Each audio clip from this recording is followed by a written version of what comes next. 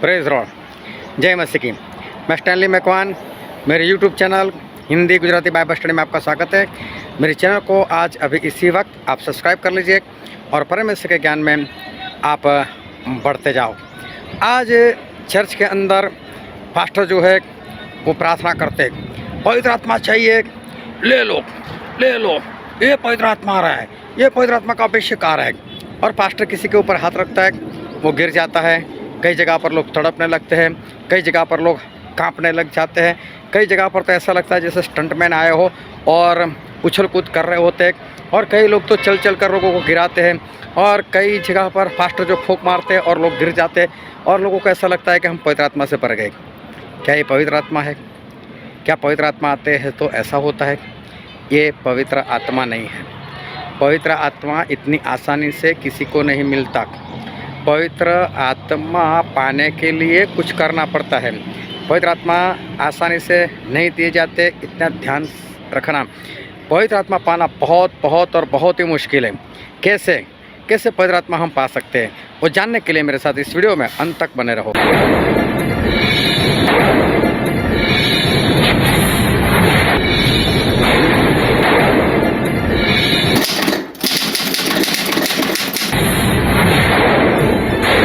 आओ परमेश्वर के वचन की ओर चले और बाइबल से यूहन्ना रचित सुसमाचार उसका 7वां अध्याय, और हम पढ़ेंगे 37 से लेकर 44 तक। फिर पर्व के अंतिम दिन, जो मुख्य दिन है, यीशु खड़ा हुआ और पुकार कर कहा, यदि कोई प्यासा हो तो मेरे पास आकर पिए। जो मुझ पर विश्वास करेगा, जैसा पवित्र शास्त्र में आया है, उसके हृदय में से जीवन के जल की नदियाँ बह निकलेगी। उसने यह वचन उस आत्मा के विषय में कहा जिसे उस पर विश्वास करने वाले पाने पर थे, क्योंकि आत्मा अब तक न उतरा था, क्योंकि यीशु अब तक अपनी महिमा को न पहुंचा था। तब भीड़ में से किसी ने ये बात सुनकर कहा, सचमुच सही, वह भविष्यवक्ता है। औरों ने कहा, यह मसीह है। परंतु किसी ने कहा, क्या मसीह गालील से आएगा? क्या पवित्र शास्त्र में ये नहीं आया कि मसीह दाऊद के वंश और बैतलहम गांव से आएगा, जहाँ दाऊद रहता था। सो उसके कारण लोगों में फूट पड़ी। उनमें से कितने उसे पकड़ना चाहते थे, परंतु किसी ने उस पर हाथ न डाला। ये परमेश्वर पिता का वचन है जो हमारे लिए बहुत ही आशीषित है, और परमेश्वर पिता का वचन सच्चा है। और बाइबल में लिखा है, यदि तू सच्चाई को जानेगा तो सच्चाई तुझे आज़ाद करेगी। बहुत ध्यान से हम परमेश्वर के वचन को सुने, समझे, ग्रहण करें और उसके अनुसार चले, ताकि हम परमेश्वर के राज के वारिस बन सके। एक बार किसी रेलवे स्टेशन के ऊपर एक छोटा लड़का था। छोटा लड़का बोले तो 14-15 साल का लड़का था, जो पानी की बोतल वो बेच रहा था। और ट्रेन एक आई तो ज़ोरों शोरों से चिल्लाने लगा, पानी पानी पानी, पानी की बोतल। तो ट्रेन के अंदर खिड़की पर एक भाई साहब बैठे थे, तो उस भाई साहब ने इस लड़के को आवाज़ लगाई, और लड़के को आवाज़ लगाकर बोला कि ए लड़के, इस बोतल का क्या रेट है? तो उस लड़के ने कोई जवाब नहीं दिया, और वहाँ से वो निकल आया। और फिर चिल्लाने लगा कि पानी की बोतल, पानी की बोतल, पानी की बोतल। तो एक भाई साहब वहाँ पर बैठे बैठे सब कुछ देख रहे थे। तो उन्होंने देखा है कि लड़का तो बेच रहा है पानी की बोतल, और जब किसी ने ख़रीदने के हेतु उसको रेट पूछा तो उसने रेट नहीं बताया, और वहाँ से आगे चला गया।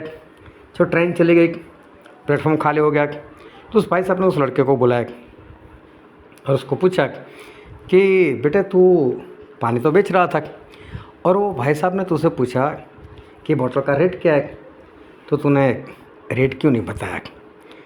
तो लड़के ने कुछ उत्तर दिया, और उत्तर बहुत खास है, लेकिन हम बाद में देखेंगे कि लड़के ने क्या उत्तर दिया। बाइबल जब हम पढ़ते हैं तो उत्पत्ति और उसका पहला अध्याय और उसके दूसरे वचन से लेकर प्रकाशित वाक्य उसका आखिरी अध्याय मतलब 22वां अध्याय और उसका 17 वचन, वहाँ तक पवित्र आत्मा की बातें लिखी हुई है। मतलब पहले चैप्टर और आखिरी चैप्टर तक बाइबल में पवित्र आत्मा की बातें जो है वो लिखी हुई है। और परमेश्वर ने एक बार जो शमसून थे उसके माता को और उसके पिता को दर्शन दिया और दर्शन देकर उनको बोला कि देखो तुम्हें एक बेटा होगा और बेटे का नाम तुम लोग शमसून रखना, और वो बेटा जो है उसके सर के ऊपर कभी अस्त्रा नहीं फिरेगा, वो नाज़री कहलाएगा और वो इज़राइल लोगों को फ़िलिस्तीनी लोगों के हाथ से छुड़ाएगा। ये सारी बातें परमेश्वर ने उसके माता पिता को बताई और शमसून पैदा हुए, बड़े भी हुए।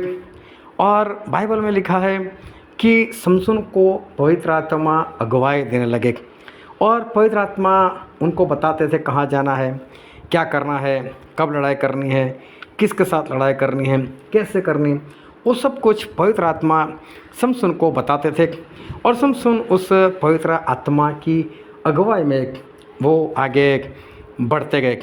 तो पवित्र आत्मा जो है उसका बाइबल में बहुत जिक्र किया गया है और मैं तो कहता हूँ कि पिता परमेश्वर या प्रभु यीशु से भी ज़्यादा अगर किसी का जिक्र किया गया है तो वो है पवित्र आत्मा का जिक्र। शाऊल जो इज़राइल के सबसे पहले राजा बने, लेकिन जब शाऊल की बात बाइबल में शुरू होती है तो शाऊल के बारे में ऐसा लिखा है कि शाऊल दिखने में बहुत सुंदर थे, उनकी हाइट बॉडी बहुत अच्छी थी और बोले पूरे इज़राइल को अगर इकट्ठा कर लो तो सबसे ज़्यादा हाइट अगर किसकी थी तो ये शाऊल की थी। अच्छी हाइट बॉडी, दिखने में खूबसूरत, लेकिन दिमागी थोड़े कमज़ोर थे। बाइबल में नहीं लिखा, लेकिन उसके बाप के गधे खो गए थे। तो उन्होंने आकर शाऊल से कहा बेटा तू एक नौकर को लेकर जा और बोले गधे ढूंढ कर आ जा। तो बोला ठीक है।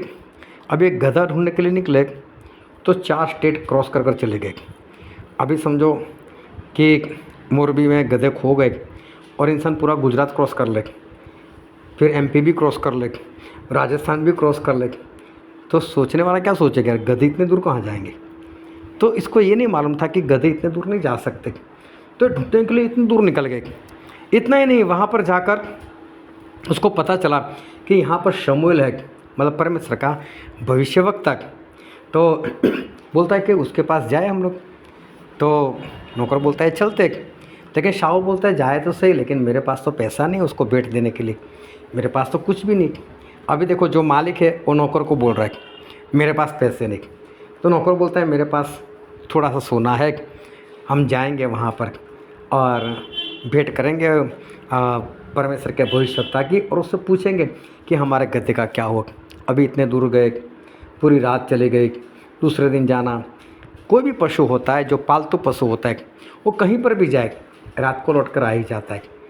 अभी क्या हुआ, ये लोग शमूएल के पास भी गए और शमूएल ने उनको देख कर ही बोले गधे ढूंढने के लिए आया ना, गधे तो मिल गए बोले, और तुम्हारा पिता जब तुम्हारी फिक्र कर रहा है, लेकिन अच्छा वो आप लोग आ गए क्योंकि परमेश्वर ने मुझे बोला है कि तू इज़राइल का राजा बनेगा। अभी देखो एक ऐसे इंसान को राजा बनाए जो गधा नहीं ढूंढ सकता, इतने दूर चला जाता है।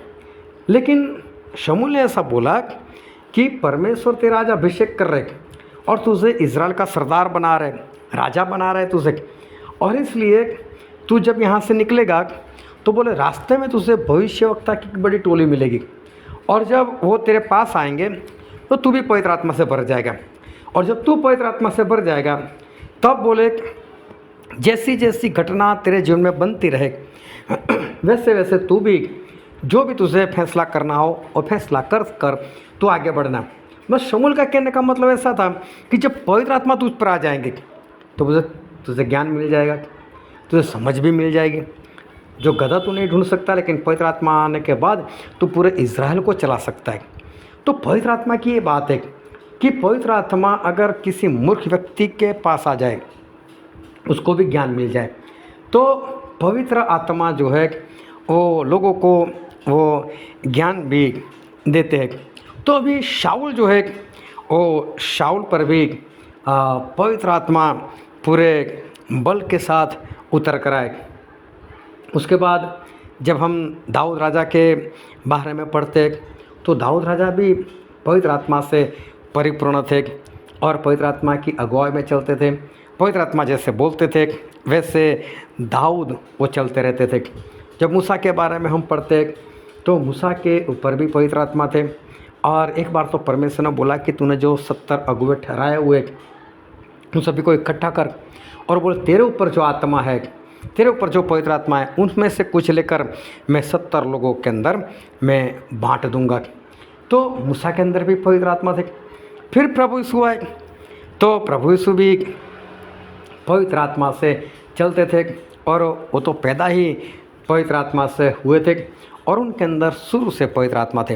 लेकिन प्रभु यीशु ने एक बात बताई और हम बाइबल में एक वचन पढ़ते हैं, यूहन्ना रचित सुसमाचार उसका 14वां अध्याय उसका 16 वचन। और मैं पिता से विनती करूँगा और वह तुम्हें एक और सहायक देगा कि वह सर्वदा तुम्हारे साथ रहे। हाँ, प्रभु यीशु ने ऐसा बोला कि मैं तुम्हें एक सहायक दूंगा।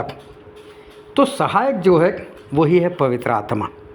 उसका 26 वचन पढ़ दो। परंतु सहायक अर्थात पवित्र आत्मा जिसे पिता मेरे नाम से भेजेगा वह तुम्हें सब बातें सिखाएगा और जो कुछ मैंने तुमसे कहा है वह सब तुम्हें स्मरण कराएगा। हाँ, लिखा है सहायक अर्थात पवित्र आत्मा। तो प्रभु यीशु ने ऐसा बोला कि मैं पिता से विनती करूँगा और मैं तुम्हें दूसरा सहायक मतलब पवित्र आत्मा हमेशा के लिए दूंगा, सर्वदा दूंगा।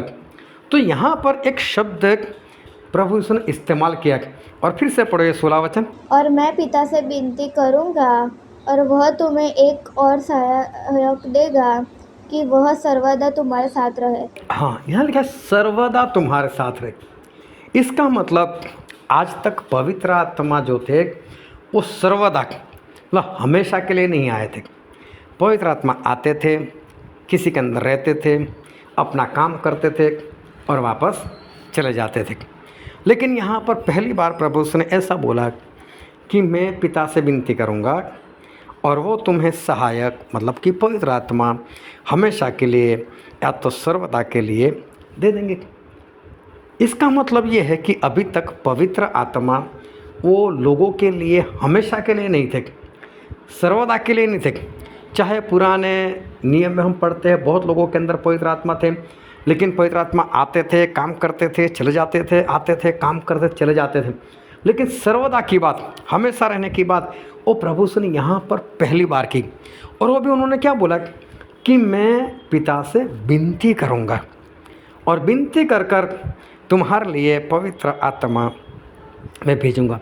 अभी देखो ये पवित्र आत्मा, वो सबसे पहले तो जानने की ज़रूरत है कि पवित्र आत्मा है क्या। हम किसको पवित्र आत्मा कहते। ज़्यादातर लोग आज मसीह लोग जो है वो ज़्यादातर पवित्र आत्मा को नहीं समझ पा रहे। एक पास्टर साहब थे तो अफ्रीकन है, वो जब अपनी मीटिंग होती है तो लोगों से पूछते किसको पवित्र आत्मा चाहिए, किसको पवित्र आत्मा चाहिए। और सामने वाले बैठे होते हैं, अगर वो पूरी लाइन खड़ी हो जाए हमको चाहे पवित्र आत्मा, तो ऐसे मुट्ठी करते और लो पवित्र आत्मा, फिर ऐसे डालते और वो सब लोग गिर जाते। उनका चर्च भी इतना बड़ा है, नीचे भी लोग बैठते, ऊपर बालकनी में भी लोग बैठते। फिर बालकनी वाले को पूछते तुम्हें पवित्र आत्मा चाहिए क्या, तो बोले हाँ चाहिए। तो उनको भी ऐसे मारते, बोले लो पवित्र आत्मा। अभी क्या इस तरह से पवित्र आत्मा लोगों को दिए जाते। कई जगह पर मैंने देखा है कि लोग पास्टर बोलते हैं कि अगर जिसको पवित्र आत्मा चाहिए वो सब लोग आगे आ जाओ, और कई लोग आगे जाते और सर के ऊपर हाथ रखते और इंसान गिर जाता है। चलो गिरना तब तक तो ठीक है, लेकिन गिर कर जैसे मछली को पानी से बाहर निकालते हैं ना, और वो कैसे छटपटाती है, तड़पती है, वैसे इंसान तड़पने लगते और जोरों जोरों से चिल्लाते, इतना तड़पते कि ऐसा लगता है कि इनके अंदर है क्या। और उनको ऐसा लगता है कि हम सभी लोग जो है वो पवित्र आत्मा से भर गए और ऐसे तड़प रहे थे। एक भाई साहब वो मेरी पहचान के, और वो क्या करते हैं, स्टेज के ऊपर ऐसे खड़े हो जाते हैं और स्टेज के ऊपर पूरे पीछे की दीवार होती है वहाँ पर खड़े हो जाते हैं और सामने ऑडियंस को भी खड़ा कर देते हैं और बोले देखो जैसे ही मैं आगे आऊँगा आप सभी लोग पवित्र आत्मा से भर जाओगे। और जैसे ही वो चलकर आगे जाते हैं तो क्या होता है, वहाँ जितने भी खड़े होते हैं सारे गिर जाते हैं और देखो आप सभी लोग पवित्र आत्मा से भर गए। ये आज दुनिया में ऐसा सब कुछ हो रहा है और बहुत लोग जो है इसको देख रहे हैं और वहाँ पर जाने वाले, वहाँ के पास्टर, देखने वाले सभी लोगों को ऐसा लगता है कि ये सभी लोग जो है वो पवित्र आत्मा से भर गए। लेकिन क्या सही में हम इसको पवित्र आत्मा कह सकते? जब मैं नया नया मसीह में आया था, एक पास्टर साहब बहुत फेमस थे और उनकी मीटिंग लगी तो मैं भी वहाँ पर चला गया। और जब मैं वहाँ पर चला गया तो बस ऐसे फूंक मारते थे और लोग गिर जाते थे, कुर्सी ले लेकर गिर जाते थे। मैंने बोला ये तो बहुत बड़ी बात है कि ये फूंक मारते और गिर जाते और लोग पवित्र आत्मा से भर जाते। तो जब मीटिंग ख़त्म हुई तो उन्होंने बोला कि जिसको प्रार्थना करवानी हो पवित्र आत्मा चाहिए वो आ गया है। तो मुझे चाहिए था, मैं भी चला गया आगे। मैंने बोला मैं भी गिर जाऊंगा। अभी उन्होंने मुझसे फूंक मार दी, मुझे तो कुछ हुआ नहीं। दूसरी बार, तीसरी बार मैं तो हिला ही नहीं। तो फिर आखिर में उन्होंने मेरे सर के ऊपर हाथ रख दिया। मैंने बोला अब तो मैं गिरूंगा, फिर भी मुझे तो कुछ नहीं हुआ। जब कुछ नहीं हुआ तो उसने मुझे छोड़ दिया। अभी इतना तो हुआ लेकिन मैं तो टेंशन में आ गया। मैंने बोला मेरे अंदर ऐसी कौन सी बात है कि पवित्र आत्मा मेरे अंदर नहीं आए। दूसरे दिन फिर मीटिंग थी, दूसरे दिन फिर मैं चला गया। अभी दूसरे दिन भी उन्होंने बोला कि जिनको पवित्र आत्मा चाहिए वो आ गया हो। तो मैं दूसरे दिन भी आगे चला गया। अभी पास्टर भी टेंशन में, कल वाला ही है। ये कल भी नहीं गिरा था, अभी आज नहीं गिरेगा तो कहीं मेरी इज्जत ना चली जाए। और दूसरे दिन भी मैं तो नहीं गिरा। अभी वहाँ का एक लड़का था जो मेरी पहचान वाला था, तो मैंने उसको पूछ लिया। मैंने बोला यार मेरे में है क्या? तो बोले क्यों, क्या हुआ? मैं बोला मैं तो गया तो गिरा नहीं, आपके पास्टर ने बहुत मेहनत की, फूंक भी मार दी, सर के ऊपर हाथ भी रख दिया, लेकिन मुझे तो कुछ नहीं हुआ। अभी वो हंसने लग गया। बोले उसको कहाँ पवित्र आत्मा कहते हैं, मतलब वही पवित्र आत्मा ऐसा नहीं है। तो मैंने बोले पवित्र आत्मा है क्या? अभी उसके पास भी कोई उत्तर नहीं कि पवित्र आत्मा है क्या। लेकिन वो तो पास्टर साहब तो खुद बोल रहे थे कि पवित्र आत्मा चाहिए तो आ जाओ, और जो गिर जाते थे बोल देते थे कहाँ ये लोग पवित्र आत्मा से भर गए। लेकिन पवित्र आत्मा सही में क्या गिराने वाली आत्मा है कि लोगों को गिरा देता है? क्या पवित्र आत्मा वो कोई ऐसी चीज़ है कि इतनी आसानी से लोगों को मिल जाए कि कोई पास्टर के पास चला जाए, पास्टर उसको फूंक मार दे, या तो मुट्ठी लगा कर ऐसे जैसे कुछ मारते उसे मार दे, इंसान छटपटाने लगे, गिर जाए और लोग ऐसा समझे कि ये पवित्र आत्मा से भर गए? क्या पवित्र आत्मा इतनी आसानी से क्या इंसान को मिल जाता है? क्या पवित्र आत्मा ऐसी कोई चीज़ है, सस्ती चीज़ है कि बहुत आसानी से लोगों को मिल जाता हो? प्रभु सुने ऐसा कहा था। एक बार फिर से वचन पढ़ते हैं, यूहन्ना 14 और उसका 16 और 17 वचन पढ़ो। और मैं पिता से विनती करूँगा और वह तुम्हें एक और सहायक देगा कि वह सर्वदा तुम्हारे साथ रहे, अर्थात सत्य का आत्मा, जिसे संसार ग्रहण नहीं कर सकता क्योंकि वह उसे देखता है और न उसे जानता है। तुम उससे जानते हो क्योंकि वह तुम्हारे साथ रहता है और वह तुम में होगा। यहाँ पर पवित्र आत्मा की एक पहचान दी है। सबसे पहले हमको तो जानने की ज़रूरत है कि पवित्र आत्मा है क्या, किसको हम पवित्र आत्मा कह सकते हैं और पवित्र आत्मा का काम क्या है। तो यहाँ पर सबसे पहली बात ये लिखी है कि पवित्र आत्मा मतलब सत्य का आत्मा, सच्चाई का आत्मा। तो पवित्र आत्मा वो है जो हमें सच्चाई में लेकर जाते। अभी देखो यहाँ पर ऐसा नहीं लिखा कि फूंक मारने से, गिराने से, छटपटाने से, मुट्ठी मारकर देने से ऐसे पवित्र आत्मा आते, ऐसे नहीं लिखा। यहाँ तो ऐसा लिखा है कि पवित्र आत्मा मतलब सच्चाई की आत्मा। तो पवित्र आत्मा क्या करते, हमें सच्चाई में लेकर जाते, सारा झूठ जो है वो हमारे जीवन से निकाल देते। फिर आगे पढ़ते हैं यूहन्ना उसका 14 अध्याय और उसका 26 वचन। परंतु सहायक अर्थात पवित्र आत्मा, जिसे पिता मेरे नाम से भेजेगा, वह तुम्हें सब बातें सिखाएगा और जो कुछ मैंने तुमसे कहा है वह सब तुम्हें स्मरण कराएगा। दूसरी बात कि पवित्र आत्मा का काम क्या है। तो पवित्र आत्मा का काम क्या है कि परमेश्वर के वचन को सिखाना। तो पवित्र आत्मा के काम है कि वचन को सिखाना। तीसरा काम है उनका कि जो वचन हमने पढ़ा है या सुना है उसको याद दिलाना, स्मरण करवाना। ये पवित्र आत्मा का काम है कि हमने तो पढ़ लिया और फिर हम कहीं पर गए और समझ लो कि बाइबल में ऐसा लिखा है कि जो चढ़ाया हुआ है ऐसा हम नहीं खा सकते, लेकिन हमारे दिमाग में नहीं रहा वो बात। लेकिन जब हमारे सामने ऐसी बात आ गई और तब पवित्र आत्मा क्या करते, याद दिलाते, तूने पढ़ा था ऐसा मालूम है, तो पढ़ा है तो याद भी दिला देते हैं पवित्र आत्मा। तो पवित्र आत्मा का काम क्या है, बाइबल के वचन को सिखाना और बाइबल के वचन को वक्त के ऊपर याद दिलाना। ये पवित्र आत्मा का वो काम है। फिर एक वचन और पढ़ते हैं यूहन्ना उसका 15 अध्याय उसका भी 26 वचन। परंतु जब वह सहायक आएगा जिसे मैं तुम्हारे पास पिता की ओर से भेजूँगा, अर्थात सत्य का आत्मा जो पिता के ओर से निकलेगा, तो वह मेरी गवाही देगा। दूसरी बात कि पवित्र आत्मा का काम क्या है, तो प्रभु यीशु क्या बोलते हैं, मेरी गवाही देंगे। इसका मतलब गवाही देना वो भी पवित्र आत्मा का ही काम है। तो पवित्र आत्मा और प्रभु यीशु की गवाही देते। तो पवित्र आत्मा कोई छटपटाने वाली आत्मा नहीं है, पवित्र आत्मा किसी को गिरा देने वाली आत्मा नहीं है, पवित्र आत्मा वो चीखने चिल्लाने की आत्मा नहीं है। लेकिन पवित्र आत्मा क्या है, तो पवित्र आत्मा प्रभु यीशु की गवाही देने वाली आत्मा है, पवित्र आत्मा वचन सिखाने वाली आत्मा है, पवित्र आत्मा हमको सच्चाई में ले जाने वाली आत्मा है, पवित्र आत्मा वचन को याद दिलाने वाली आत्मा है। ये सारा काम वो पवित्र आत्मा का है। और सबसे बड़ा काम जो पवित्र आत्मा का हमारे जीवन में है वो बहुत ही बढ़िया है। और हम पढ़ते इफिसी उसका 1 अध्याय 13 और 14 वचन।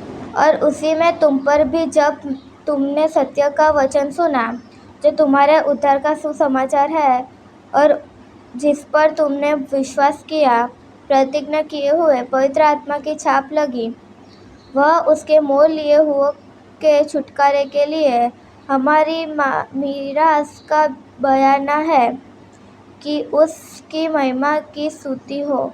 यहाँ पर ऐसा लिखा है कि पवित्र आत्मा क्या है, तो ऐसा लिखा है कि पवित्र आत्मा हमारी मीरास का मतलब होता है कि अभी समझ लो कि एक बाप अपने बच्चों के लिए जो छोड़कर चला जाता है उसको बोलते हैं मीरास। तो बोले कि उसी तरह से हमारे जो पिता है वो है परमेश्वर, और उन्होंने जो हमारे लिए मीरास मतलब जो धन हमारे लिए इकट्ठा किया है, जो धन हमारे लिए छोड़ कर गए, वो धन देने का बयाना जो है वो है पवित्र आत्मा।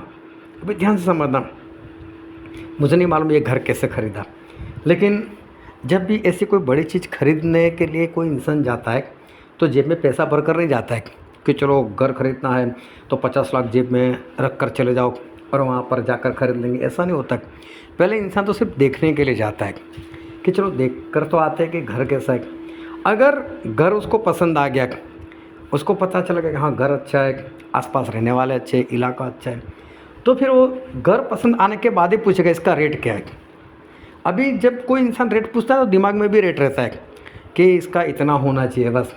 अभी समझ लो कि सामने वाले ने बोल दिया है कि घर 20 लाख का है, अब ये दिमाग में सोच रहा है कि अगर 20 लाख तक मिल जाए तो मैं ले लूँगा। तो पहले तो घर से ऐसे ही निकले, बस ऐसे ही चले जाते हैं, देखते हैं घर कैसा है, घर पसंद आया, अभी रेट भी पसंद आया। जब ये दोनों बातें पसंद आ जाती ना तब दिल की धड़कनें तेज़ हो जाती है। अभी मैं यहाँ से निकलूँ और कोई दूसरा कस्टमर आया और ख़रीद लेगा तो इसलिए फिर इंसान क्या करता, जल्दी करता है, हे भाई साहब चलो 20 लाख, चलो मैं खरीद लूँगा। लेकिन अभी मैं पैसा लेकर नहीं आया, 1 महीने तक मैं दे भी नहीं सकता, लेकिन ये पकड़ो 10,000 रुपये। इसको बोलते हैं बयाना, कि 10,000 रुपये जो मिले वो बयाना है। अभी जो बेच रहा है वो 10,000 नहीं देखता है, उसको पूरे 20 लाख दिखते हैं। क्यों? ये 10,000 बाकी के पैसे को लेकर आएगा, क्योंकि वो लिखवा कर जाता है। उसी तरह से जो स्वर्ग हमको मिलने वाला है, स्वर्ग में जो सोने की सड़कें हैं वो जो हमको मिलने वाली, स्वर्ग में जितना कुछ है जो हमको मिलने वाला है, उसका बयाना क्या है, तो वो है पवित्र आत्मा। तो पवित्र आत्मा सबसे बड़ा काम उनका है बयाना। और बयाने का मतलब होता है कि बयाना हमारे हाथ में आ गया तो समझ लो हम स्वर्ग में पहुंच गए।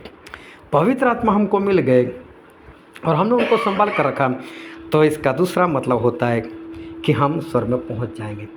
दूसरी भाषा में अगर बताऊं तो समझ लो कि स्वर्ग में जाने की कंफर्म टिकट अगर है तो ये है पवित्र आत्मा। अभी ऐसे बहुमोल आत्मा, ऐसे पवित्र आत्मा क्या लोगों को ऐसे ही मिल जाएगा? क्या ऐसे ही लोग पास्टरों को ऐसे बांटते रहेंगे और लोगों के अंदर वो पवित्र आत्मा आ जाएंगे?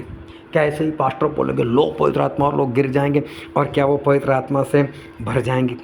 ऐसा नहीं है। मैं तो बोलता हूँ कभी ऐसे पास्टर को मिलना हो और ऐसे पास्टर अगर बोले कि मैं पवित्र आत्मा दूँ, पवित्र आत्मा मत दो, वो तो बहुत बहुमोल है। उससे छोटे वाली चीज़ सोना ही दे दो मुझसे बस ऐसे ही मारो हमको सोना मिले बस, अभी पवित्र आत्मा नहीं चाहिए। तो देखो सोना तो उससे हल्का ही है, पवित्र आत्मा के सामने तो कुछ नहीं। जब वो सोना नहीं दे सकता तो पवित्र आत्मा कैसे दे सकता है? तो पवित्र आत्मा ऐसे नहीं दिए जाते। पवित्र आत्मा अनमोल है, उनकी कीमत का अंदाज़ा हम लगा ही नहीं सकते। जिससे हमको स्वर्ग मिलता है उसकी क्या कीमत हम करें? वो तो अनमोल है, जिसकी कोई कीमत नहीं। तो पवित्र आत्मा पाना वो आसान नहीं है। एक बात हमारे दिमाग में हमको बिठा देनी है कि पवित्र आत्मा कोई भी इंसान आसानी से कभी भी नहीं पा सकता। सबसे पहले तो हमको ये जानने की ज़रूरत है कि पवित्र आत्मा इस धरती पर आए कैसे, किसने उनको इस धरती के ऊपर भेजा। और एक वचन पढ़ा था हमने, एक बार फिर से पढ़ते हैं, यूहन्ना उसका 14वां अध्याय उसका 16वां वचन। और मैं पिता से विनती करूँगा और वह तुम्हें एक और सहायक देगा कि वह सर्वदा तुम्हारे साथ रहे। अभी देखो प्रभु से ऐसा बोलते हैं, मैं पिता से विनती करूँगा। अभी देखो जब हम पिता पुत्र और पवित्र आत्मा की बात करते तो तीनों एक हैं। एक का मतलब गिनती में तीन है लेकिन उनके सारे काम एक है। जैसे तीनों ने तय किया मिलकर इंसान को बचाना है, तो कैसे बचाना है? तो बोले किसी एक को तो जान देनी पड़ेगी, तो प्रभु से जान देने के लिए तैयार हो गए। तो पवित्र आत्मा ने उनके अंदर रहकर सहायता की, तो पिता ने भी सारी बातों को देखकर सहन किया। तो कोई भी काम में ये तीनों एक साथ होते, कोई भी काम कोई अकेला नहीं करता। और जो भी काम करते उसमें तीन हमेशा हाँ ही बोलते, दो हाँ बोलेंगे और एक ना बोलेगा, ऐसा इनके अंदर नहीं, उनके अंदर एकता है। इसलिए परमेश्वर, हम क्या बोलते कि हमारे परमेश्वर एक है लेकिन गिनती में तीन है। क्योंकि प्रभु से क्या बोलते हैं, मैं पिता से विनती करूँगा, दो तो हो गए, और वो तुम्हें सहायक पवित्र आत्मा, तीन हो गए। तीनों अलग अलग हैं, गिनती में तीन है लेकिन हर काम में एक है। अभी ये तीनों तीन जो है, तीनों तीन सर्वशक्तिमान, तीनों तीन आदि है, तीनों तीन अंत है। अभी इसमें डिटेल में अभी हम नहीं जाने वाले, लेकिन ये मान लो कि तीनों एक साथ में ही पैदा हुए। एक साथ में मतलब इनको तो सही में किसी ने पैदा ही नहीं किया, इन्हीं से शुरुआत हुई। ये तीनों शुरू से है, ये तीनों सर्वशक्तिमान, तीनों आदि, तीनों अंत, हमेशा तक रहने वाले तीनों है। अगर पिता में जितनी शक्ति है उतनी ही प्रभु यीशु में, उतनी ही पवित्र आत्मा में। ना कोई इसमें से बड़ा है, ना इसमें से कोई छोटा है। अभी देखो प्रभु यीशु क्या बोलते हैं, मैं पिता से विनती करूँगा। अभी दो समान है तो विनती क्यों करना? विनती तो कर नहीं सकते, बोलेंगे ना मैं भी तेरे समान, मैं क्यों विनती करूँ? लेकिन प्रभु यीशु ने क्या बोला, नहीं मैं तुम्हारे लिए विनती करूँगा पिता से। किस बात के लिए? तो बोले पवित्र आत्मा हमेशा के लिए भेज दे। अभी इनका नाम क्या है? पवित्र आत्मा। अभी पवित्र आत्मा मतलब पवित्र लोगों को भी मिलना चाहिए, ऐसे वैसे लोगों को तो मिलना नहीं चाहिए। और आदम से लेकर आज तक सिर्फ आदम पवित्र थे, लेकिन उन्होंने भी पवित्रता गंवा दी। उसके बाद तो जितने भी लोग पैदा हुए सारे लोग पाप में पैदा हुए। तो पवित्र आत्मा पापी लोगों के अंदर आएंगे कैसे? वो तो आ ही नहीं सकते। लेकिन प्रभु यीशु ने एक भविष्यवाणी यहाँ पर बोली थी, मैं विनती करूँगा। मतलब आज नहीं करने वाला, लेकिन एक दिन आएगा जब मैं विनती करूँगा। और वो दिन कौन सा था? जिस दिन प्रभु यीशु ने अपना लहू क्रूस के ऊपर बहा दिया। तो सुलेमान राजा ने जो परमेश्वर का भवन इस धरती पर बनाया था, उसका नक्शा परमेश्वर ने दाऊद राजा को दिया था। बोले सुलेमान को नक्शा देना, इसके हिसाब से तू भवन बनवाना। और वैसा ही भवन स्वर्ग में बना हुआ था।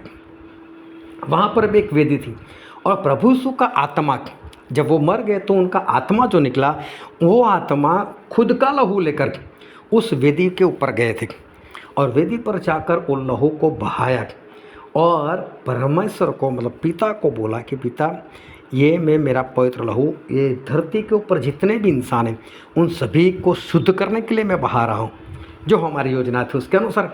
तो ये मेरा पवित्र लहू बहा रहा हूँ। अब आपको एक काम करना है, पवित्र आत्मा को भेजो। विनती की प्रभु उसने। अभी देखो पिता ऐसे तो मान नहीं सकते, मैं क्यों भेजूँ पवित्र आत्मा, ये तो पवित्र है, मैं नहीं भेज सकता। लेकिन प्रभु उसने एक बात बताई, विनती की, मैंने लहू बहाया है, मेरे लहू से लोग शुद्ध होंगे, मेरे लहू से लोग पवित्र होंगे और उनको आप पवित्र आत्मा दो। नहीं तो शैतान का राज्य इतना है कि कोई इंसान वो पवित्रता में जीवन नहीं जी पाएगा। तो देखो प्रभु यीशु ने हमारे लिए विनती की। ये कोई छोटी बात नहीं है, अगर डिटेल में आप समझो तो पता चलता है कि प्रभु यीशु ने अपना लहू बहाकर पिता परमेश्वर से विनती कर पवित्र आत्मा को हमेशा के लिए इस धरती पर भेजे। और वो क्या इतना आसान है कि पास्ट लोग जैसे झोले में लेकर घूमते हो और बस ऐसे किसी के ऊपर डाल दो, लो पवित्र आत्मा, लो पवित्र आत्मा। इतनी आसान बात ये नहीं है। ये इतनी आसान बात नहीं कि इंसान इतनी आसानी से पवित्र आत्मा पा सकते। जब चेलों ने पवित्र आत्मा पाए 50वें दिन, और 50वें दिन जब पवित्र आत्मा पाए तो पतरस ने एक प्रचार किया, और पतरस ने प्रचार किया। उस प्रचार के शब्द ऐसे थे, हम बाइबल में पढ़ते हैं प्रेरितों के काम 2:17 कि परमेश्वर कहता है कि अंत के दिनों में ऐसा होगा कि मैं अपना आत्मा सब मनुष्यों पर उंडेलूँगा और तुम्हारे बेटे और तुम्हारी बेटियाँ भविष्यवाणी करेगी और तुम्हारे जवान दर्शन देखेंगे और तुम्हारे पूरी नए स्वप्न देखेंगे। पतरस ने जब प्रचार किया पवित्र आत्मा पाकर, तो उन्होंने प्रचार में शब्द बोले थे कि ये तो योएल भविष्यवक्ता जो है, उन्होंने जो भविष्यवाणी की थी वो आज पूरी हुई। क्योंकि सारे लोग अन्य भाषा बोल रहे थे, तो कुछ लोगों ने इनका ठट्ठा किया कि इन लोगों ने कुछ अलग तरीके का शराब पिया लगता है, और इसलिए मालूम नहीं अलग अलग भाषा में लोग बोलने लग गए।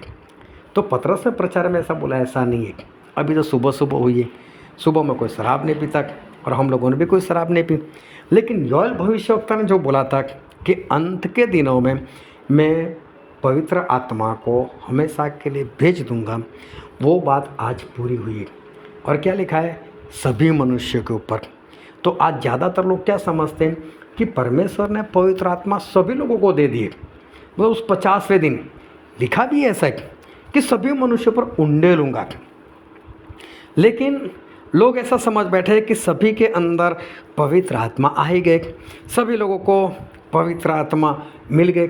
एक बार वडोदरा शहर में एक चर्च के अंदर बाहर से कोई पास्टर साहब आए थे, और पास्टर साहब आए थे तो उन्होंने लोगों को एक सवाल कर दिया, और सवाल पवित्र आत्मा को लेकर था। कितनों ने पवित्र आत्मा पाया? अपना हाथ उठाओ। तो कोई हाथ नहीं उठा रहा है, किसी ने हाथ नहीं उठाया। और दूसरी बार पूछा, कितनों ने पवित्र आत्मा पाया? तो कोई हाथ नहीं उठा रहा है। तो फिर उन्होंने पवित्र आत्मा के बारे में उन्होंने कुछ सिखाया कि देखो, जब हम विश्वास करते हैं ना, तभी हमें पवित्र आत्मा दिए जाते। और जो एक वचन पढ़ा था इफिसी उसका 1 अध्याय उसका 13 वचन पढ़ तो फिर से। और उसी में तुम पर भी, जब तुमने सत्य का वचन सुना जो तुम्हारे उद्धार का सुसमाचार है, और जिस पर तुमने विश्वास किया, प्रतिज्ञा किए हुए पवित्र आत्मा की छाप लगी। हाँ, जब विश्वास किया तो बोले पवित्र आत्मा की छाप लग गई। तो ये वचन उन्होंने बताया निकाल कर कि देखो, यहाँ पर बाइबल में ऐसा लिखा है कि जिन्होंने विश्वास किया उनके ऊपर पवित्र आत्मा की छाप लग चुकी है। मतलब आप लोगों ने विश्वास किया है तो पवित्र आत्मा आपको मिल गए। फिर उन्होंने दूसरा सवाल किया, चलो कितनों ने विश्वास किया? कितने लोग विश्वास करते? तो सभी ने हाथ उठाया कि हम प्रभु पर विश्वास करते। फिर उन्होंने दूसरा सवाल कर दे, तो अब मुझसे बताओ कि पवित्र आत्मा किसके अंदर है? सभी के हाथ नीचे, किसी ने हाथ नहीं उठाया। वो भाई साहब बोल रहे हैं कि मैं आपको ये बोलना चाहता हूँ कि विश्वास किया तो पवित्र आत्मा मिल ही गए, क्योंकि पतरस ने बोला था कि पवित्र आत्मा सभी मनुष्य के ऊपर उंडेल दूंगा। लेकिन जो इंसान है उसका दिल, उसका दिमाग, उसका आत्मा, वो तो अंदर से अगुवाई करेगा ना कि भाई साहब तेरे अंदर नहीं है। जब है ही नहीं तो कैसे वो बोले कि हाँ हमारे अंदर है। चाहे पास्टर तो कुछ भी सिखाए और किसी ने नहीं बोला कि हाँ मेरे अंदर है। उन्होंने दूसरी बार बोला, तब एक भाई साहब जो है ना खड़े हो गए, बोले मेरे अंदर। बोले चलो शुक्र है एक तो है। फिर वो भाई साहब मुझे सब कुछ ख़त्म होने के बाद मिले। बोले उसकी इज्जत रख ली मैंने। बोले कोई हाथ नहीं उठा रहा था तो आखिर में मैंने हाथ उठा लिया। बोले तो कहने का मतलब ये है कि पवित्र आत्मा वो प्रभु से विनती कर कर भेजे है, वो इतने आसान नहीं है। पवित्र आत्मा है तो हम स्वर्ग में जा सकते हैं, वो हमारा स्वर्ग में जाने का कंफर्म टिकट है। वो इतनी आसानी से लोगों को नहीं मिलते जितना आसान आज लोगों ने बता दिया कि लोग आज बता रहे हैं कि इतना आसान है, इतना आसान है। ऐसा नहीं है कि इंसान इतनी आसानी से पवित्र आत्मा को पा सकते। विश्वास किया तो पवित्र आत्मा मिल गए, ऐसा बाइबल में कहीं पर भी नहीं लिखा। और एक वचन पढ़ते हैं जो है याकूब की पत्री में, उसका 2 अध्याय और 19 वचन। तुझे विश्वास है कि एक ही परमेश्वर है, तू अच्छा करता है। दुष्टात्मा भी विश्वास रखते और थरथराते हैं। दुष्टात्मा भी विश्वास करते।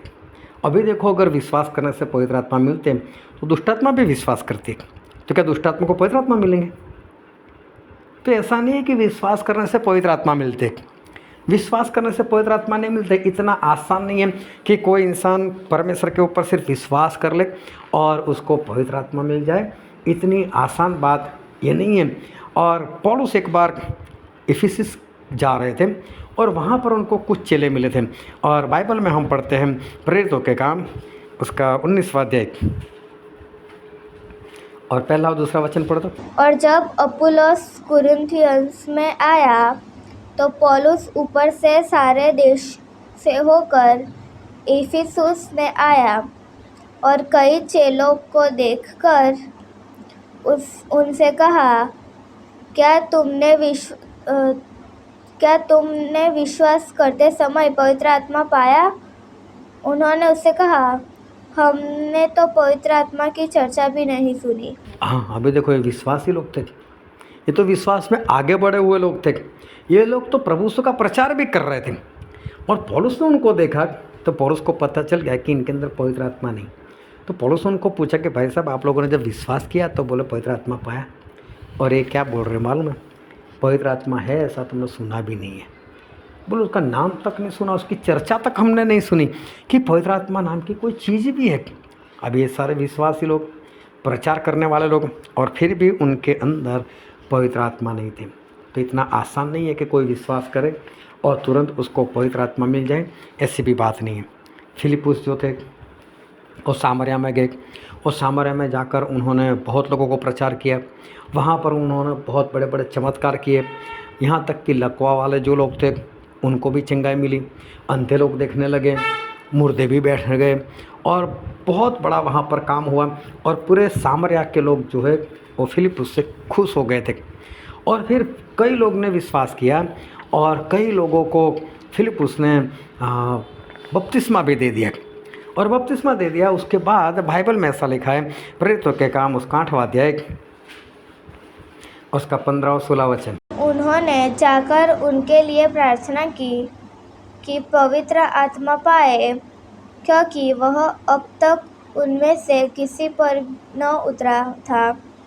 उन्होंने तो केवल प्रभु यीशु में नाम में बपतिस्मा लिया था। अभी देखो लोगों ने विश्वास किया, बपतिस्मा भी ले लिया था और फिर भी बाइबल में लिखा है अभी तक उनको पवित्र आत्मा नहीं मिले थे।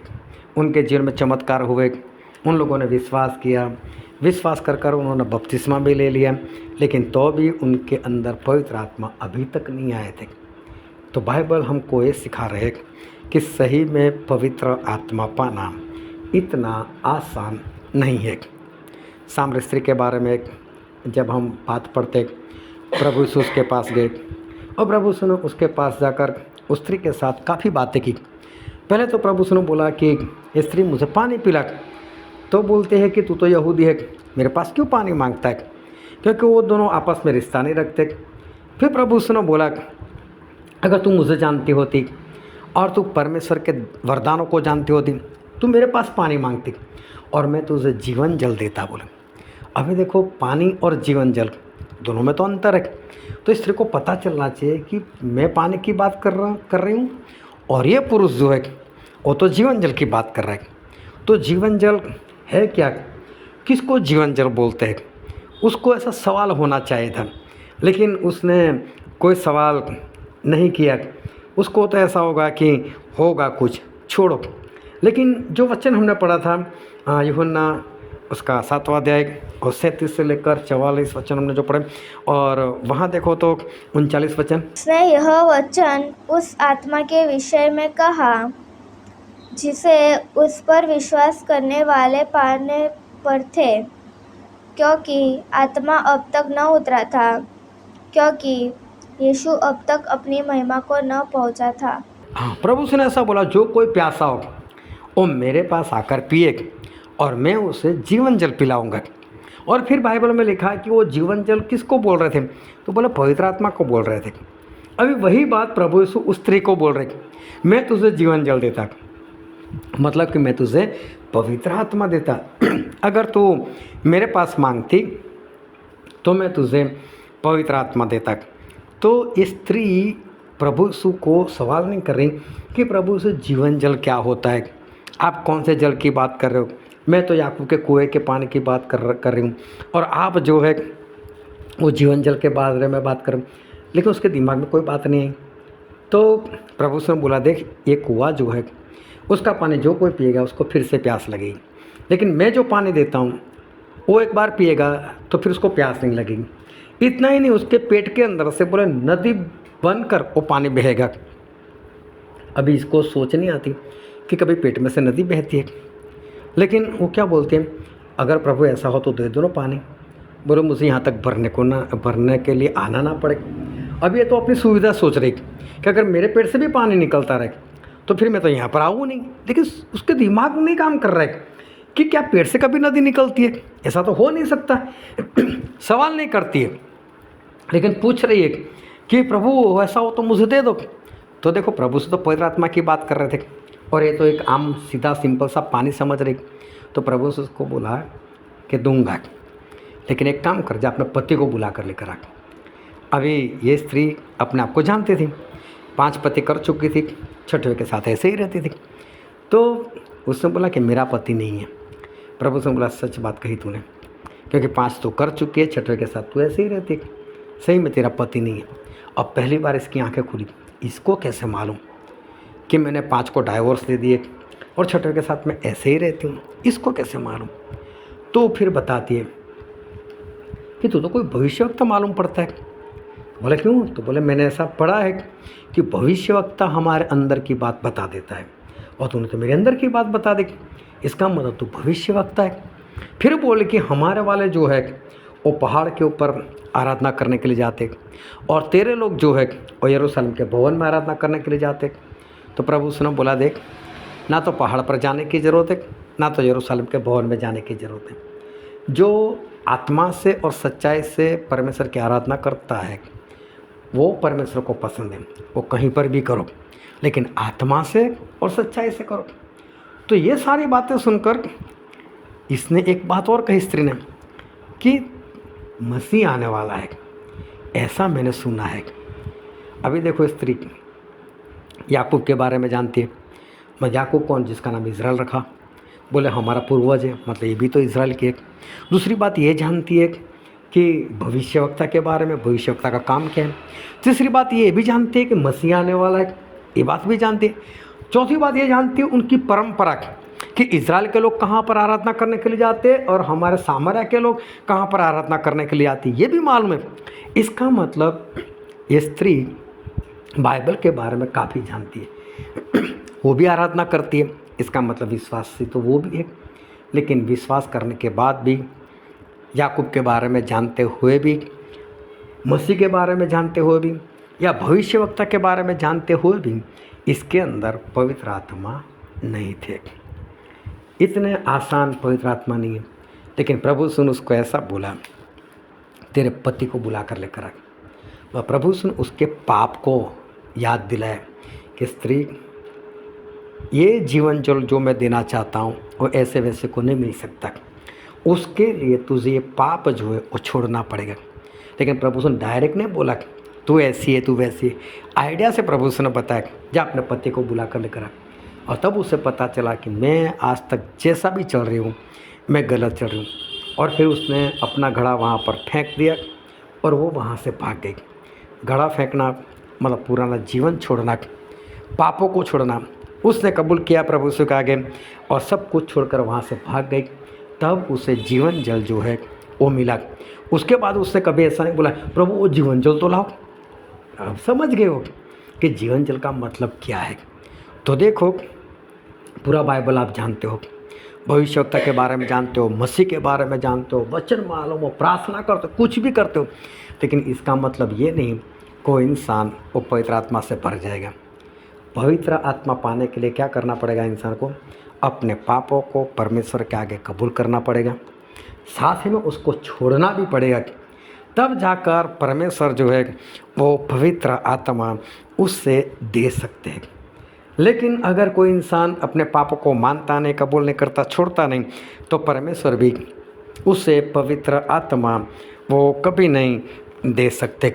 अपनी परंपराओं को भी छोड़ना पड़ता है, क्योंकि ज़्यादातर लोग जो मसीह को मानते एक परंपरा के अनुसार जो मंडली में जाता है उस मंडली में जिस तरह से लोग आराधना करते हैं उसी तरह से वो भी आराधना करने लग जाता है।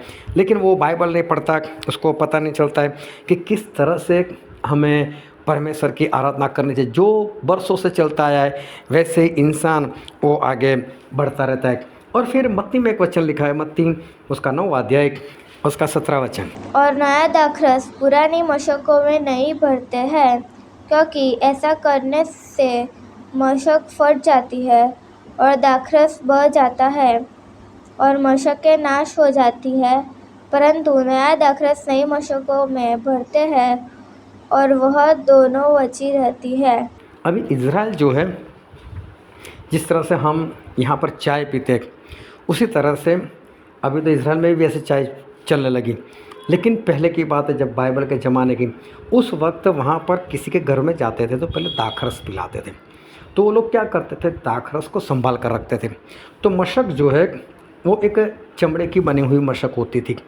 तो दाखरस में क्या होता है, जब भी नया दाखरस अगर किसी बर्तन में भर दो तो फूलता है कुछ वक्त तक मतलब कुछ घंटे तक वो फूलता है, वो उसकी जगह बढ़ जाती है। तो अगर वो पुरानी मशक हो और उसको बंद भी करना पड़ता है, अगर बंद कर दो और फिर वो दाखरस अंदर फूलेगा तो उससे क्या होगा कि मशक फट जाती थी, क्योंकि पुरानी होती थी। इसलिए नया दाखरस होता था ना, उसके लिए नई मशक रखते थे, उसका चमड़ा नया, मजबूती उसकी, तो फिर वो चमड़ा फटता नहीं था। तो परमेश्वर प्रभु ने ये बात बताई। लेकिन प्रभु ने यहाँ पर ये बात क्यों बताई? ये आत्मा की बात है। ये मशक जो है वो हमारा शरीर है और दाखरस जो है वो पवित्र आत्मा है। पुराना जीवन हो और उसमें किसी को पवित्र आत्मा दे दो, वो नहीं संभाल पाएगा, क्योंकि उसको तो संसार में जीना है और इसलिए वो इंसान नाश हो सकता है। लेकिन नया दाखरस नई मशक में डाला जाता है, मतलब पहले हमको नया बनना पड़ता है, पापों को छोड़ना पड़ता है उस साम्र स्त्री की तरह, तब जाकर पवित्र आत्मा हमको दिए जाते हैं। जब फिलिप्पुस ने इतने सारे काम किए, बहुत लोगों को बपतिस्मा दिया, उनके जीवन में चमत्कार भी हो गए, लेकिन उनको पवित्र आत्मा नहीं मिले थे। फिर क्या हुआ?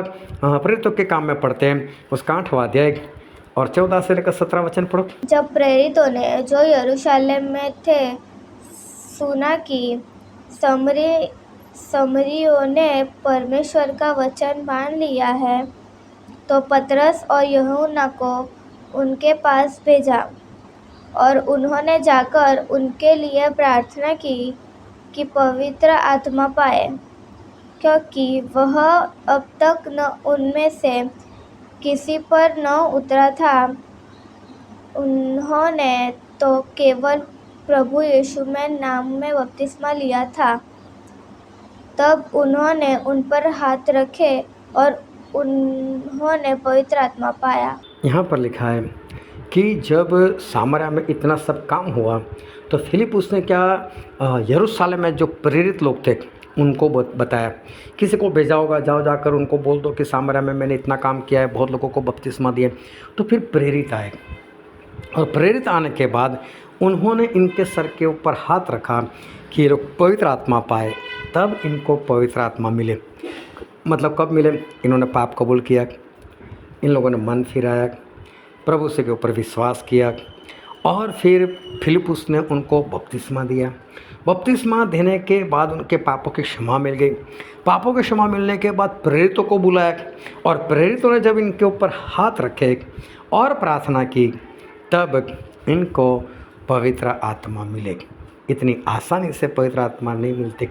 कितना कुछ इन लोगों ने किया, अपने पापों को माना, अपने पापों को छोड़ा, बपतिस्मा लिया, मन फिराया, और फिर प्रेरित लोग आए, तब जाकर इनको पवित्र आत्मा मिले। फिर उसके 5वें अध्याय में लिखा है, प्रेरितों के काम, उसका 5वां अध्याय और 32 वचन। और हम इन बातों के गवाह हैं, और पवित्र आत्मा भी, जिसे परमेश्वर ने उन्हें दिया है जो उसकी आज्ञा मानते हैं। पवित्र आत्मा किसको दिए जाते? जो परमेश्वर की आज्ञा मानते। अब ऐसे ही मीटिंग में जाकर खड़े हो जाओ और कोई भी पास्टर बोले लो पवित्र आत्मा, ऐसे कैसे मिल जाएंगे? जो उनकी आज्ञा मानते हैं उनको परमेश्वर पवित्र आत्मा देते। जो प्रभु यीशु के चेले थे उनको भी ऐसे आसानी से नहीं मिले थे पवित्र आत्मा, क्योंकि प्रभु यीशु तो मर गए, और प्रभु यीशु ने मरने से पहले चेलों को एक बात बताई थी, और वो बात प्रभु यीशु जिंदा हो गए तब एक बार फिर से बताई थी। और एक वचन हम पढ़ते हैं लूका रचित सुसमाचार, उसका 24वां अध्याय और उसका 49। और देखो, जिसकी प्रतिज्ञा मेरे पिता ने की है, मैं उसको तुम पर उतारूंगा, और जब तक स्वर्ग से सामर्थ्य न पाओ तब तक तुम इसी नगर में ठहरे रहो। हाँ, प्रभु ने इनको बोला था कि जब तक वो सामर्थ्य ना पाओ, मतलब पवित्र आत्मा ना पाओ, इस जगह को छोड़कर नहीं जाना। ये बात प्रभु ने बताई थी। उनके जिंदा होने के बाद एक बार फिर ये बात बताई, और प्रेरितों के काम में लिखा उसका 1 अध्याय उसका 4वां वचन। और उनसे मिलकर उन्हें आज्ञा दी कि यरूशलेम को न छोड़े, परंतु पिता की उस प्रतिज्ञा के पूरे होने की बाट जोतते रहो, जिसकी चर्चा तुम मुझसे सुन चुके हो। हाँ, प्रभु यीशु जब स्वर्ग में जाने वाले थे उस दिन एक बार फिर याद दिलाए, और प्रभु यीशु जिंदा होने के बाद ये 40वां दिन था जब प्रभु यीशु ने एक बार इनको फिर से याद दिलाया कि देखो, जब तक पवित्र आत्मा ना आए तुम लोग इस शहर को छोड़कर मत जाना। अभी क्या हुआ था कि प्रभु यीशु को मार दिए गए थे और जिंदा हो गए थे, लेकिन प्रभु यीशु ने सभी को दर्शन नहीं दिया था, किसी लोगों को दर्शन दिया था। तो पूरे इज़राइल वाले नहीं जानते थे कि यीशु मसीह जिंदा हो गए। और यीशु मसीह को क्यों मार दिए गए थे? क्योंकि वो लोग यीशु मसीह को पसंद नहीं करते थे। तो चेले भी लोगों से डरते थे कि कहीं हमको किसी ने देख लिया, और हमें देख लिया तो बोलेंगे ये तो यीशु मसीह के चेले, चलो इनको भी मार दो। तो चेले लोग भी डर डर कर रहते थे। और यूहन्ना में ऐसा लिखा है उसका 20वां अध्याय और 19 वचन। इसी दिन, जो सप्ताह का पहला दिन था, संध्या के समय, जब वहाँ के द्वार जहाँ चेले थे यहूदियों के डर के मारे बंद थे, तब यीशु आया और बीच में खड़ा होकर उनसे कहा, तुम्हें शांति मिले। यहाँ पर क्या लिखा है कि डर के मारे वो लोग दरवाज़ा बंद कर कर बैठते थे। अभी देखो, दरवाज़ा बंद कर कर ये लोग बैठे थे, और मालूम है ये लोग 120 लोग हाजिर थे वहाँ पर। अभी समझ लो एक बड़ा कमरा होगा, मैं तो वो जगह देख कर आया, बड़ा सा हॉल था, उसमें 120 लोग। लेकिन 120 लोग वहाँ पर आसानी से रह सकते, इतना बड़ा नहीं था। हाँ, उठ सकते, बैठ सकते। 120 लोग सो भी नहीं सकते, इतनी बड़ी जगह नहीं थी। और फिर एक पहाड़ के ऊपर ये जगह थी, और वहाँ पर भी ऊपर वाली मंजिल पर ये जगह थी जहाँ पर ये लोग रुके हुए थे। और डर के मारे दरवाजे कैसे थे? बंद थे। अभी वो ज़माना ऐसा नहीं था कि गवर्नमेंट वाले घर पर पानी भेजते थे। बाहर कुएं के पास जाओ और कुएं से भरकर लेकर आओ। और कुआं भी ज़्यादातर लोग कहाँ पर रखते थे? गांव से बाहर की साइड रखते थे। अभी देखो, इनको तो डर लग रहा है, दरवाजे बंद रखते थे तो पानी लेने के लिए कौन जाएगा? अभी समझ लो 120 लोगों को पानी चाहिए पीने के लिए, तो कितना पानी चाहिए, कितना स्टोर करना पड़ेगा? जगह भी इतनी है नहीं। 120 लोगों को खाना कितना चाहिए? फिर गैस तो था नहीं उस ज़माने में, तो चूल्हे के ऊपर बनाना पड़ेगा, उसके लिए लकड़े चाहिए। तो तो डर के मारे तो दरवाज़ा नहीं खोलते थे। तो 120 लोग जहाँ पर थे, ये सारे लोग भूखे प्यासे बैठे रहे थे। डर इतना था, तो ना उन भूख लगती थी लेकिन खाना नहीं था, प्यास लगती थी लेकिन पीने के लिए कुछ नहीं था। और उनको एक ही बात मालूम थी कि पवित्र आत्मा अगर हम पर आ गएंगे तो फिर हमको सामर्थ्य मिलेगा, और सामर्थ्य मिलेगा तो हम यहाँ से बाहर निकल पाएंगे। तो इसलिए ये लोग क्या करते थे कि लगातार प्रार्थना करते थे, लगातार प्रार्थना करते थे। और प्रेरितों के काम में लिखा उसका पहला अध्याय और उसका 14 वचन, ये सब कई स्त्रियों और यीशु की माता मरियम और उसके भाइयों के साथ एक चित्त होकर प्रार्थना में लगे रहे। हाँ, ये लोग एक चित्त होकर प्रार्थना में लगे रहे। 120 लोग लगातार प्रार्थना करते रहे, भूखे और प्यासे।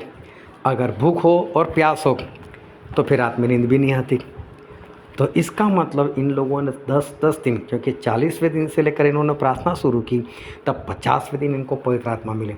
आसानी से नहीं मिले, लगातार 10 दिन भूखे प्यासे रहकर। वो भी हम किसकी बात कर रहे हैं? जो प्रभु यीशु के खास लोग थे, ऐसे लोगों की बात कर रहे हैं। उन लोगों ने 10 दिन तक उपवास किया, प्रार्थना की, एक मन हुए, तब जाकर 10वें दिन ये लोग पवित्र आत्मा से भर गए। तो पवित्र आत्मा इतने आसान नहीं है कि इंसान को बहुत आसानी से मिल जाए। पवित्र आत्मा पाना वो मुश्किल है, वो कठिन बात है। लेकिन साथ साथ में मैं एक बात और भी बता देता हूँ कि पवित्र आत्मा पाना कठिन नहीं भी है। अगर कठिन है तो है भी, लेकिन मैं बोलता हूँ कठिन नहीं भी है। कब कठिन नहीं है?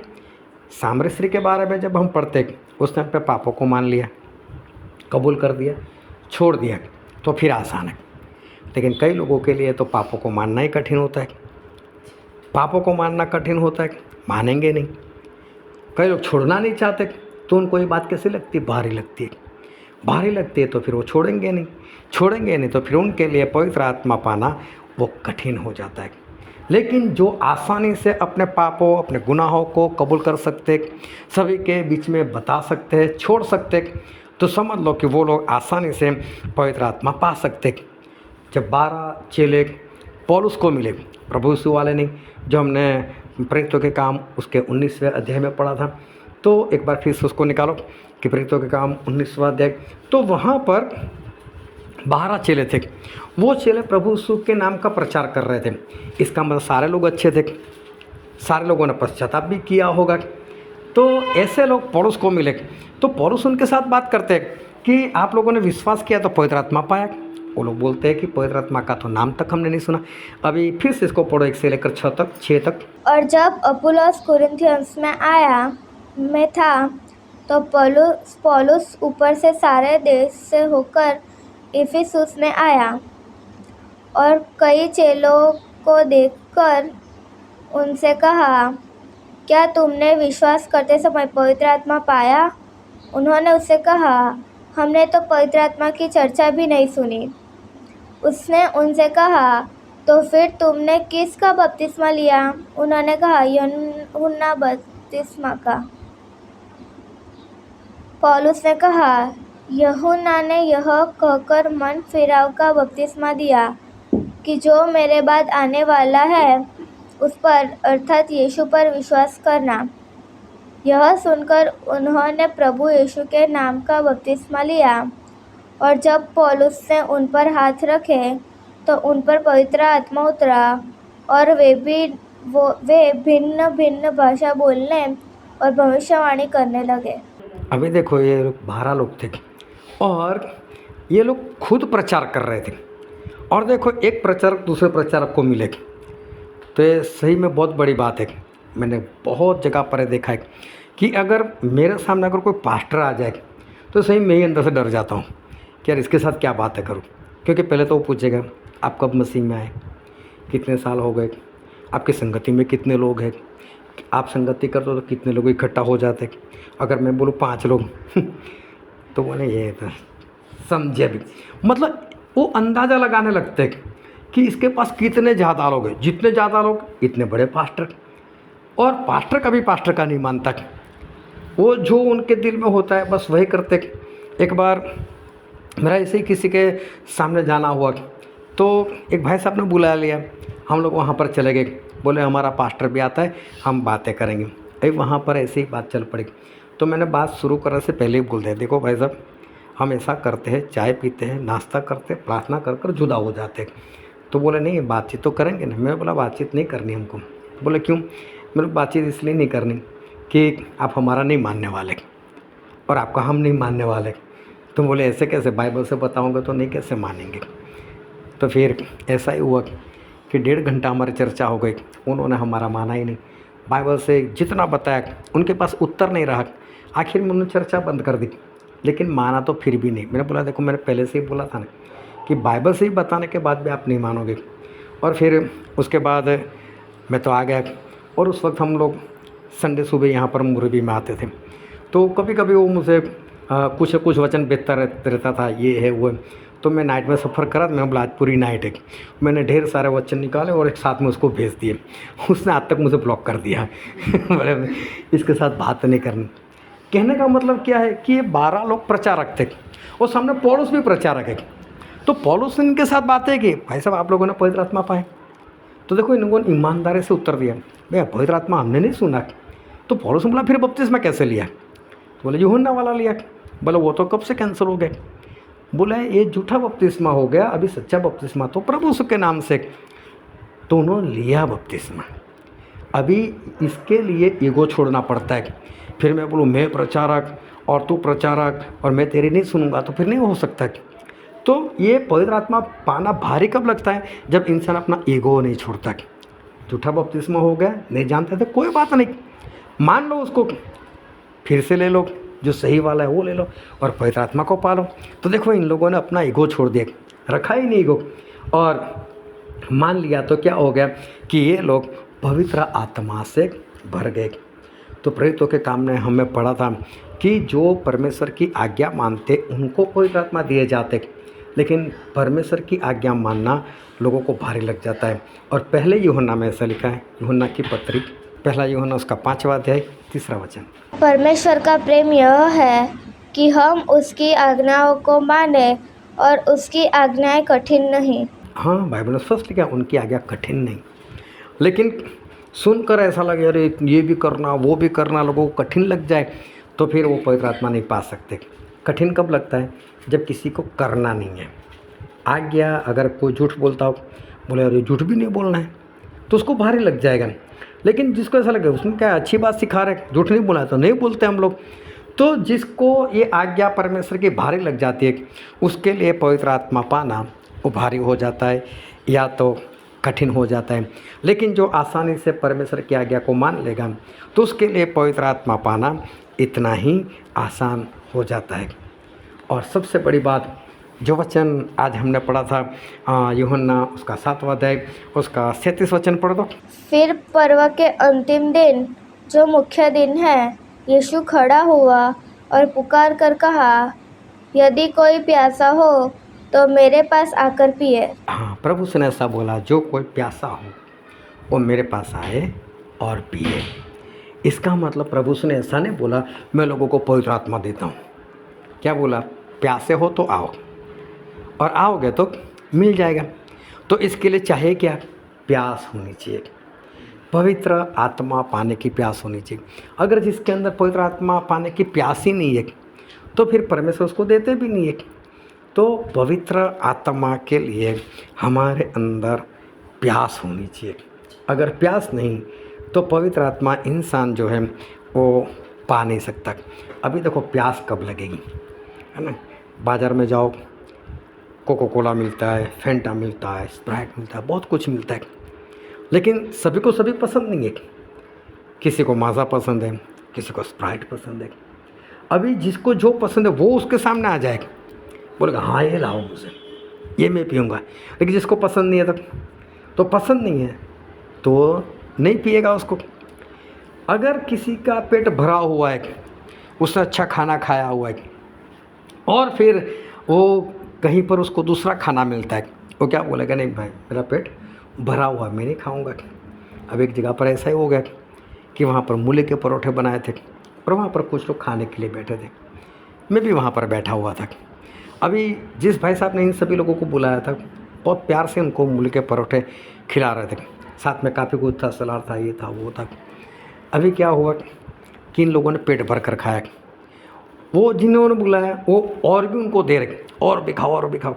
बोले नहीं, एक दो लोगों ने तो हाथ जोड़ दिए, भाई साहब हम नहीं खा सकते, पेट पूरा भरा हुआ है। अभी वहाँ से दूसरे घर में इनको जाना था, अभी वहाँ पर भी मैं साथ में था। अभी उस घर वालों ने मुझे पता कर रखा था कि भाई साहब आपको हमारे वहाँ खाना है, और वहाँ पर उन लोगों ने बनाए थे चिकन पकौड़ा बनाया था, तो मुझे बोला था। तो जब हम वहाँ पर गए तो जो भाई साहब वहाँ के थे, तो इन लोगों उन्होंने बुलाया कि अभी हमारे वहाँ खाना है।